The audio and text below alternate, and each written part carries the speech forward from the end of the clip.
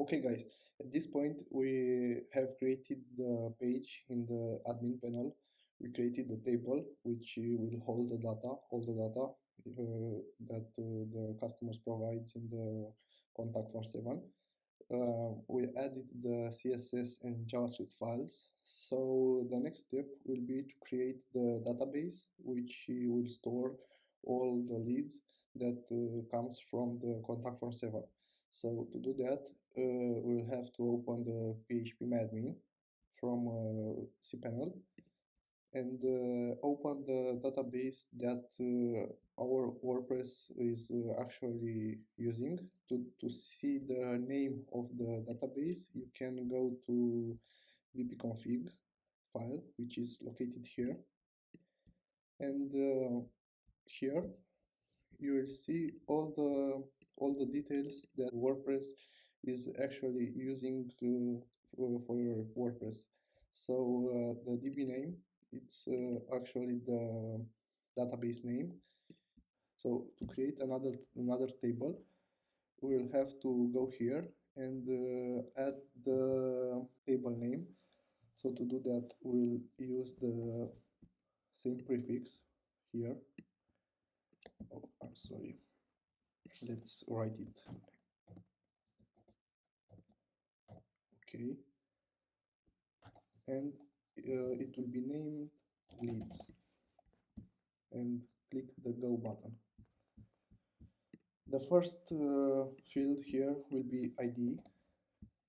And we'll have to check this checkbox and click go. Then we'll need to create a field for every field here. So the first one will be first name, and we'll select varchar. The next one will be the last name, the same varchar.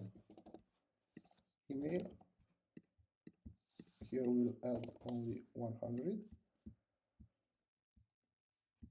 Then we'll need one extra field for the status.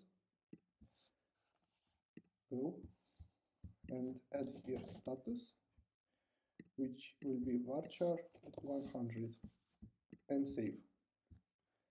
Good. This is our table, guys. Here we'll store all the data that comes from. Oh, I think I forgot to add the phone number, but it's not a problem. Just go back to the structure. We'll add after the email and click go. We'll add here phone. Let's add varchar to 100 and click save. Let's see. Okay, let's edit and add with the lowercase, change, and phone, save. Good.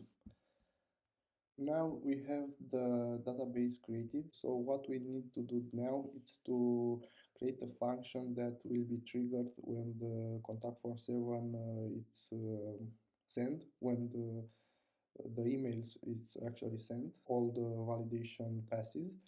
So to do that, we'll go back to the functions.